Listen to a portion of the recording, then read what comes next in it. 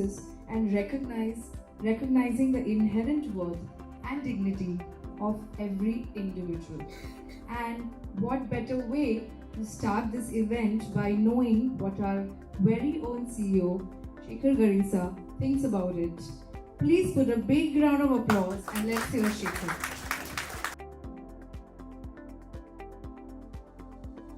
Naturally, when you don't have a lived experience, right? Like I don't have a lived experience of being a woman, so I cannot comprehend the conversations around pregnancy, the conversations around menstruation and things like that. So I can only fathom and understand based on what they're telling me, right? And it's natural for someone to not comprehend what is LGBTQI+, just like that, right? Because you don't have that lived experience. And the first step towards that is coming down here and trying to listen to my journey or journeys of people like me. And there's this common question I used to get long ago, and I still get sometimes, is how did you know? Right? Like how did you figure out that you're gay? I wish I had a superpower like that. but it's the same time as anybody else would know their sexuality or their identity, so to speak, not just sexuality. Right? I still remember and this is a very natural question I used to get, and I once actually sat down and I was like, I need to just go back my memory lane today and I need to figure out what was that one moment where I clicked and I was like, yes, I like guys, but right. So I think as long as I can go back in my memory lane, it was those those days when I was a kid, and I still remember that you're a kid and you're in school and there are these friends who tease you if you sit next to a girl, right? And they'll just come to you and say, hey, you're sitting next to a girl, what is this? Very casual, right? And for a straight person, that feels very elated feeling, like, yeah, this sounds good. Yeah, I sat next to a girl or I sat next to a guy, and there's this shy feeling you'll have, like a kid would experience. I never experienced that, and I used to be very close to a lot of girls in my class. And I used to sit with them, talk to them, play with them, everything was normal. But when I used to sit with a guy, and I used to share a pencil, rubber, I used to feel this tingling sensation in my tummy. I was like, something sweet is happening with me. And I just passed it. I was like, this could be a regular thing. And then as I grew up, I realized that, okay, there's this narrative that is happening that I have to like this girl or this gender, but I don't feel that attraction naturally. I feel like she's a very good friend of me. I would love to play with her, walk with her home. But then that's it. I don't get that butterfly feeling when I look at a girl or a woman that way, right?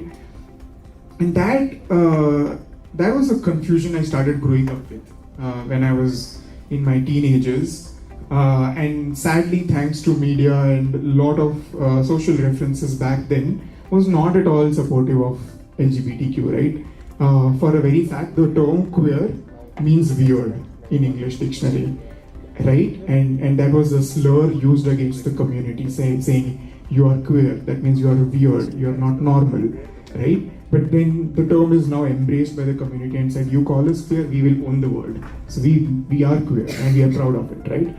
But then when I was growing, I still remember these references to actors and comment in a comical way, right? And that fed me in my mind that, okay, if I have to associate myself with this person right now, then I'll be a joke all my life, which I don't want to be.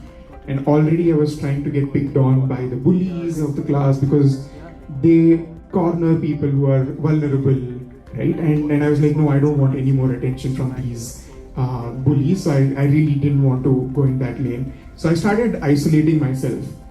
And then there was this observation made by my teachers that after a point, there's this chirpy, happy Harsha suddenly became this silent Harsha who was sitting in the corner just minding his own business and going back. Nobody cared to actually question why is this child suddenly behaving in a very different way. Doesn't show this trajectory of his behavior in the last couple of years, but suddenly there's a change. But that was a change. I was trying to distance myself from people so that I don't come across as queer and then get picked on. Now, cut to a couple of years, and then somehow we all build our own defense mechanism, like alcohol, non-alcoholic person, they have their own way of saying. So I also figured out that, okay, this is just a phase, I need to get through this, and then eventually everything will be hunky-dory and happy. But then little did I know that it is not a phase. I still remember I moved to Hyderabad. I'm a native Bangalorean, and when I joined Microsoft in Hyderabad, I moved there. The first 2 years was too hard for me because I was staying alone, all by myself, and I literally remember almost couple of nights just sitting there and looking at the ceiling every day and just asking myself, why am I like this? I have no answer for that, right? Because the path ahead seems so difficult. The path ahead seems like you need to break a lot of stereotypes. The path ahead seemed like I need to either pretend to be straight and live like that all my life, or I need to start living my life but at a cost of maybe losing my parents, friends, a lot of things. And those 2 years was traumatizing for me. And then I remember I picked up the EAP counselor's number and I called her and I started talking about my issues, my mental health issues, and I was not even touching this topic. I was just telling her that I have anxiety, I basically Googled and figured out a bunch of mental health issues and just started quoting them that I have these issues. But a couple of sessions later, I figured out that, okay, I need to address this part. And I told her that, hey, you know what? I think I like guys, but fix me right now. And I still didn't, want to embrace myself, so to speak. And then that was the first allyship I experienced from someone in my life, that someone saying that this is completely okay. We will fix this. If you want us to fix this, we'll fix that. Because at that point in time, I just needed someone to acknowledge my existence, right? Like someone to say that, yes, whatever you're experiencing, it's completely normal to experience. If you want us to fix this, we can fix it. But let's just talk through this. And it was her way of letting me open up to her. And I spoke to her in length. And there was this one task she gave me after like a couple of weeks, that can you just try acknowledging what you are going through, in front of a mirror. Like you're sick, you have fever. The first thing you do is you go to a doctor and you say, I have fever, I have these symptoms. Very casually. You will not hide and say, I feel something, there's some heat in this part. No, right? Like you just casually go and say, I think I have fever, treat me. So she said, can you just acknowledge your symptoms and to yourself? And it was so difficult for me to look at the mirror and say I'm gay. It was extremely traumatizing for me even to look into my own eyes. And that's when I realized that, okay, this is very deep rooted. There's a lot of phobia within me against the community, against people of LGBTQI+. And then I started addressing those phobia. Classic scientific way of addressing phobia is learning more about it. Simple scientific way of doing, right? Like we have a phobia, we need to just intervene and learn more about it. And I learned more about the queer culture, the LGBTQI+ references, every question which a person who is not aware of LGBTQI+, I had, like, how is this normal? Where is this even coming from? Nobody in my family has experienced this. Lot of things. Is it even natural? Is this even Indian thing? Where have I picked this from?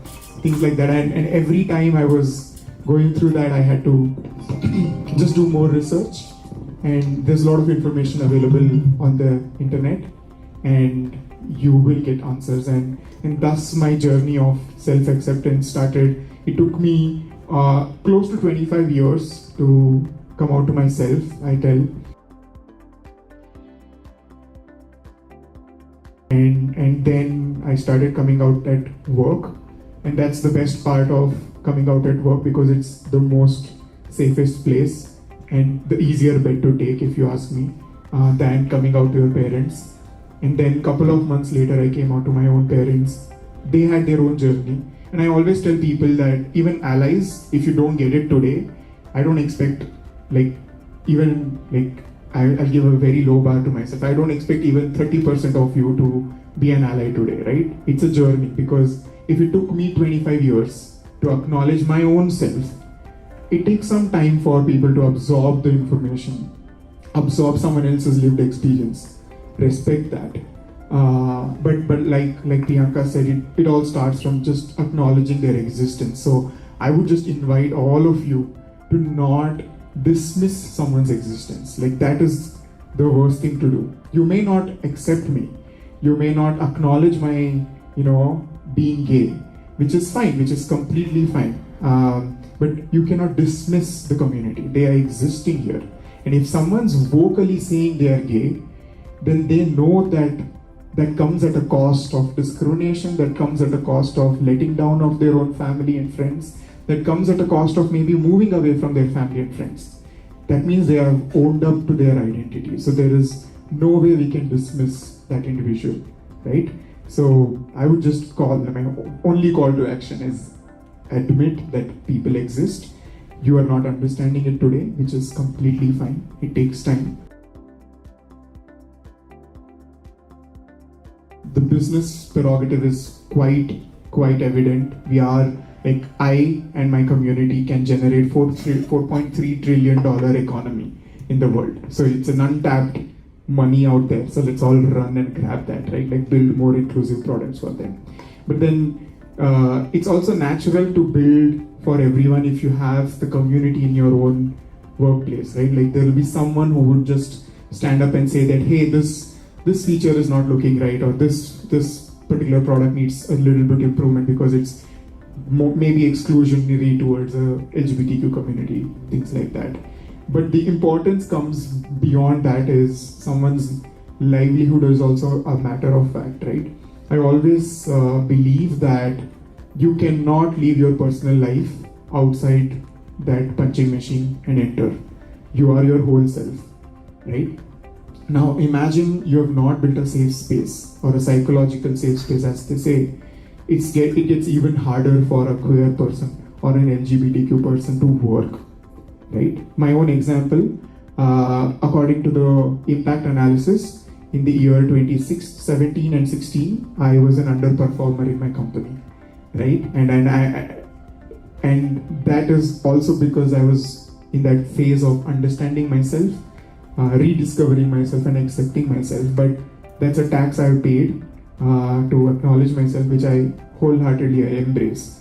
But then that was a privilege of me being in a most safe place with people around me acknowledging that this guy is going through something problematic. Let's give him his space to grow and thrive, right? And that is a privilege I carry, and I'm so forever indebted towards Microsoft for that. But the point I was trying to make is the psychological safety aspect.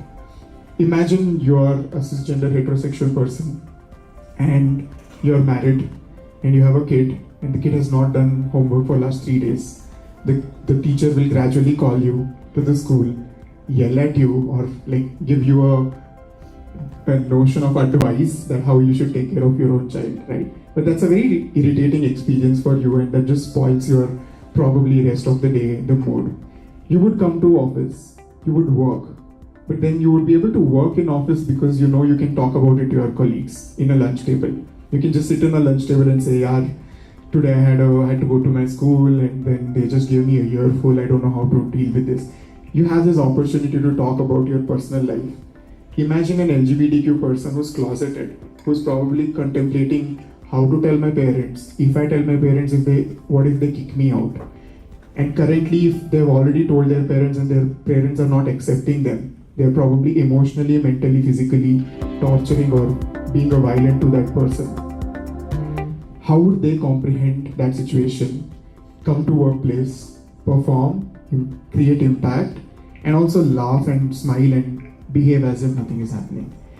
The simple analogy I can give you here is, imagine you're wearing 10 layers of coat and walking in a desert. It's the extremely non-conducive way to walk. Now I'm telling you, you cannot just walk. You're in a marathon. You have to finish this 21 miles in next one day. That's even more traumatizing and difficult to do that. And that's exactly what any marginalized community, which is trying to hide a lot of their core identity, because the mainstream or the majoritarian people might not accept them, goes through that pressure of wearing 10 coats. And right now I'm also wearing a coat. I don't know why I decided to do that. But it's hard, it's difficult. So for a workplace, it's important to talk about this because you cannot dismiss someone's existence, like I said, right? Like I had one of our ex-managers come back and said, hey, how does it matter if you slept with a man or a woman yesterday night, right? And that's a very, in my opinion, that comes from a lot of fear and lack of empathy towards the community, right?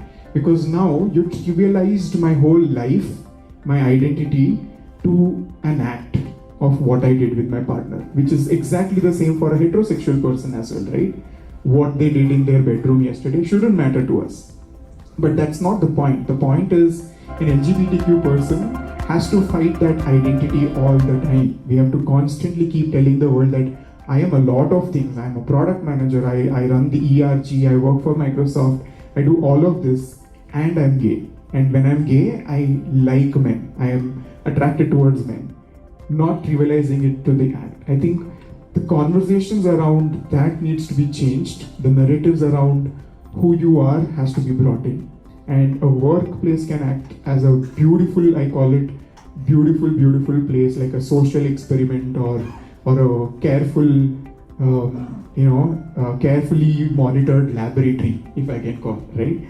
It's so safe to be who you are here in this wall.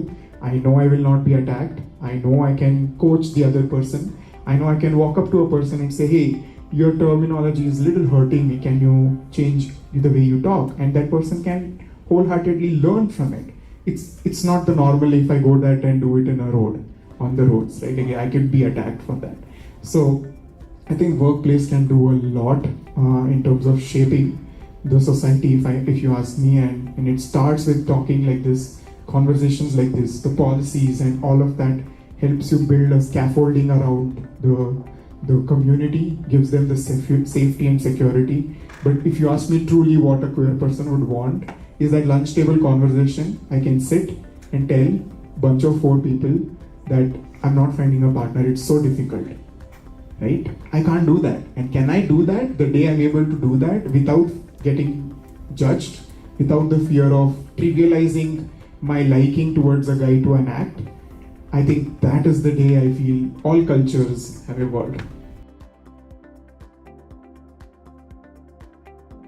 I think it's a perfect product to do that. You will attract and retain talent, and for yourself and for your customers if you are able to crack this. And I think the simplest way to do it is creating a culture of inclusion both inside and outside. And I say that with very great respect to what people are doing within the company also, right?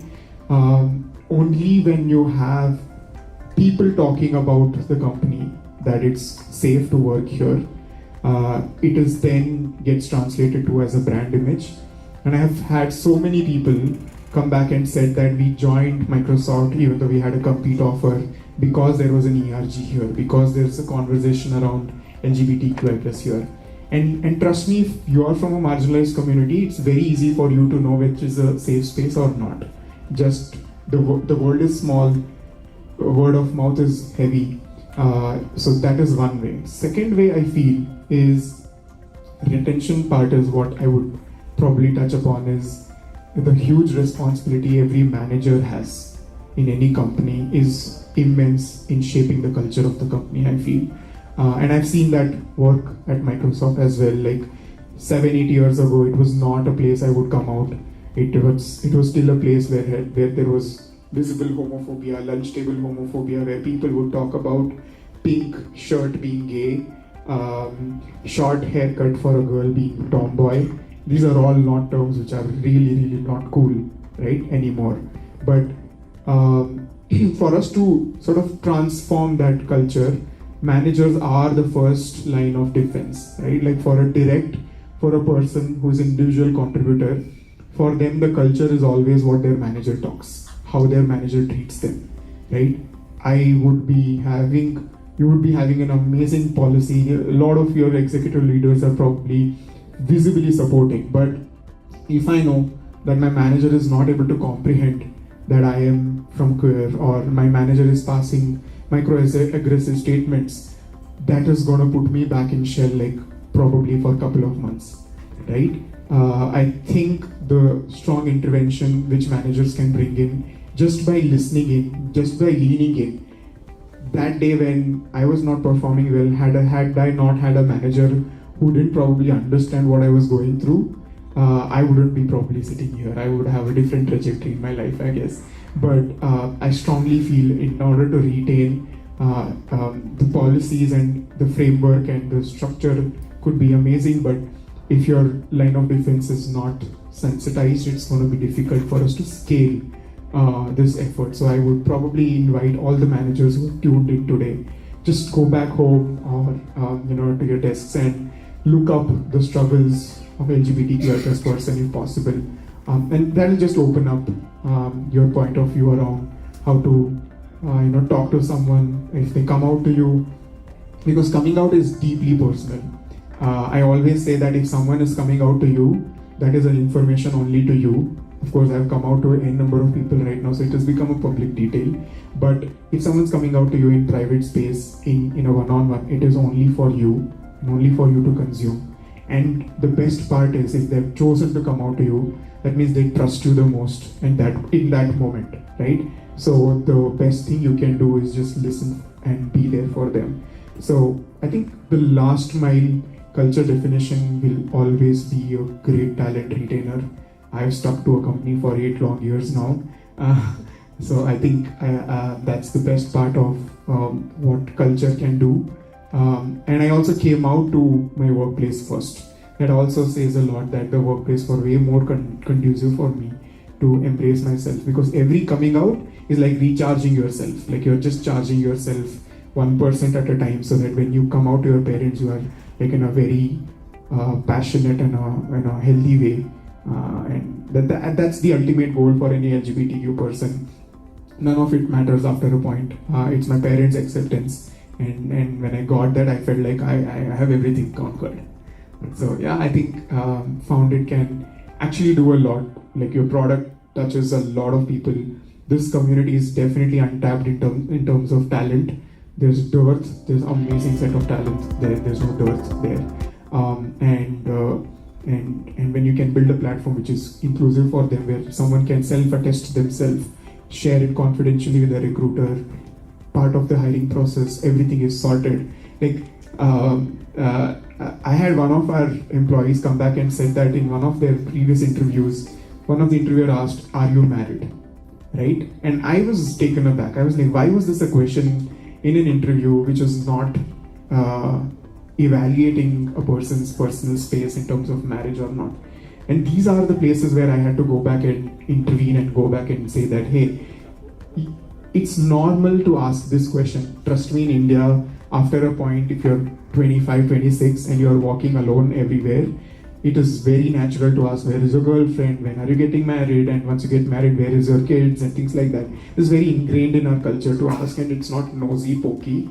But then the point is, people who are from the LGBTQ community cannot afford to get any of that right now. So it's a trigger for us, right? So my only invitation is, if you are having a normal conversation in your own lunch table, just increase the horizon of the conversation.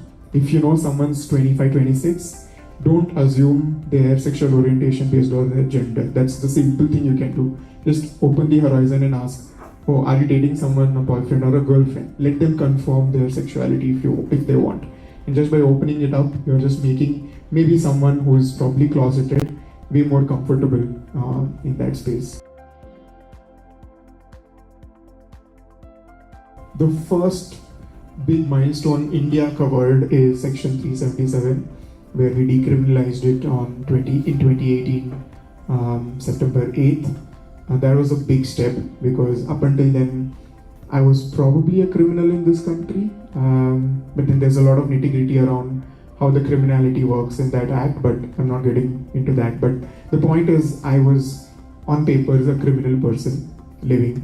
But then at least that is gone. So a lot of us are now equal citizens, at least by the books. But there's a lot more to it, right? Like, imagine you're not going to think twice if you love someone. You're not going to think twice on how will you marry them. or you'll probably have a milestone on when will you marry them, but how part is solved, right? Like there's a religious angle to it, and then there's a registration angle to it, and both of it is covered. There's no questions asked. But almost 10% of this country cannot legally acknowledge their marriage, and that's the case which is currently running, right? None of us who are queer can adopt. None of us who are queer can have a surrogate baby. A lot of us cannot even claim an inheritance at some extent. Like transgender people, their inheritance laws are not created clearly. And a lot of us can get discriminated against physically and emotionally as well. So the queer community is right now fighting for all those basic rights which is basically given out of the free will of the country by the constitution, but not to all of us. So that's one part. But then that's not even the fact I'm gonna sort of rally around. I feel legal changes are mere, I would say, initiators, if I can, because they're just gonna start some change in the legal proceedings. But the real change is the society, right? And the framework with which society operates. If you ask me if I have a right to marry, I would probably go and marry the person, but I would still not be comfortable walking hand in hand in a supermarket. I would still not be comfortable walking hand in hand in an apartment complex. I don't know if I will have a adopted baby. I don't know how the baby would react in a school setup. I don't know how parents of the other kids react to me and my partner. And these changes take time. These changes take years together, and it needs to be started even way before the law gets progressed, right? So the legality part, I'm sure we have best brains working towards it, and I think there's very limited influence we might have there. But the societal part is where I think we can create a strong change, right? Like my mom, she's 60 almost close to 60 now, and she took time to come to terms with who I am. She took baby steps. She initially started addressing my queer friends as people like you. And then I think somewhere she learned that, okay, that's offensive for my son. Then she started slowly using the word gay. She started using the word lesbian. And that's baby steps. But the day I felt very proud of her is when I introduced her to a friend of mine who is transgender person. And she's still going through transition, but she presents herself as male because corporate and her family doesn't accept her yet. And she was visiting me, and my mom not even once misgendered her, because I told my mom her name is XYZ and she is a female. You might see her and she might come across as a male, but treat her like a female. And I didn't have to explain a lot around what is transition, why should you misgender someone, what is dysphoria. There's a lot of theory around it. She just understood that, okay, I need to treat this person equally in my house. I cannot disrespect this person because she's coming to my house. And she spent almost 2-3 hours talking about everything to that friend of mine. Not even once she misgendered. So if a person who is probably not having as much access to internet information and awareness as us can make that small change to feel someone included, I think all of us can do that in some sense or the other.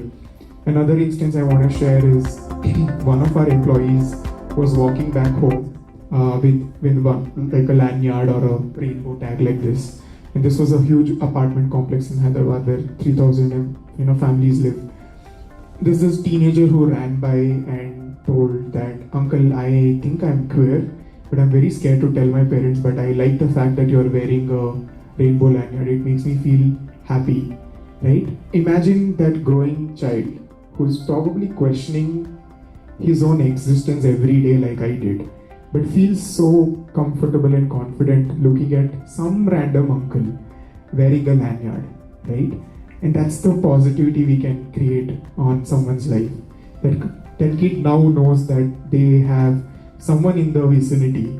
If something goes wrong with their family, or if they want to confront or tell people, there's someone in that apartment complex who will understand what that kid is going through. So I would say all of us can create that difference. in our own vicinity, within our own circle. You don't have to come to the roads, walk the activism path, fight for us. None of it is what I'm expecting from anybody here. All I'm expecting is, can you treat people around you equally and with respect? And can you teach people how to be respectful to people of LGBTQ community? I think these are the two simple things I would probably ask us to start doing so that the society at large becomes more better. I've almost done 5 to 6 sessions, touched almost 700 people so far, and I'm just asking them, the task for all of you is talking to 2 people in the next couple of days, weeks. I don't know, I'll not put a timeline, being a product manager. But the point is, can you educate 2 people about LGBTQI plus community, right? And it could be your neighbor, sibling, your maid, anybody talking to them about the event you attended today. And that's the major change you are creating. And if I'm able to touch, hopefully 1,000 people by the end of this month, that's roughly 3,000 people getting educated about LGBTQI+ community. I think that's a good satisfaction metrics I would run after this month. For people who are thinking of how to come out, or for people who might have siblings, kids from the community, right? I think feel empowered. You have to feel empowered. I know it comes at a cost for a person who's gone through so much, who's probably questioned their identity for a couple of years together. It doesn't come naturally to feel empowered that I am allowed to do this, but trust me, you are. You have an amazing set of leaders who are probably here talking and leading by example. You should all the more feel empowered. And I always tell this, even back at Microsoft, that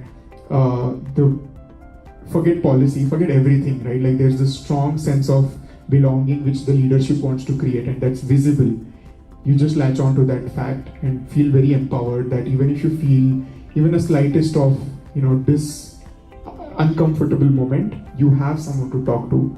And there is no harm in writing an email to even a CEO, if that matter be. But if you feel not comfortable, you can voice out, because you have a strong people who are going to support that. I think that sense of empowerment should come, and I really wish all of you feel that empowered feeling to talk about your whole self here. Those of you who know me well know that I am not the one for tokenisms or symbolisms. Usually someone who's very casual, but on occasions like this, I feel so responsible that we should use every single opportunity that's available to us to spread the message and to learn ourselves on what's the right thing to do. Simply because I have not known of anything that is so logical, so fair, but doesn't happen for so long. Because what we're talking about is something very commonsensical, right? We're all different, we're all diverse, and that's how the world is, not just humans across the world. And it should be so common for each one of us to accept the differences and embrace it, but it just doesn't happen. I just don't think it's a question of intent for many of us. It's also a question of not knowing, lack of knowledge at times. So we should use every such opportunity available for us to introspect, to learn, to reaffirm our commitment, because it's just not a good thing in the world. There's one thing that should pain each one of us around us, what's happening, it's this, that we don't have the ability or the openness or the structures to accept everyone for what they are and give equal opportunity to everyone. Do you guys agree?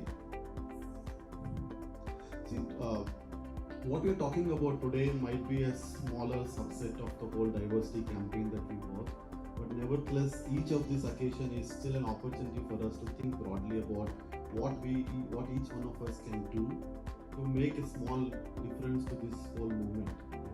And all of us have felt it. It doesn't matter whether we tend to talk about the big groups of diversity.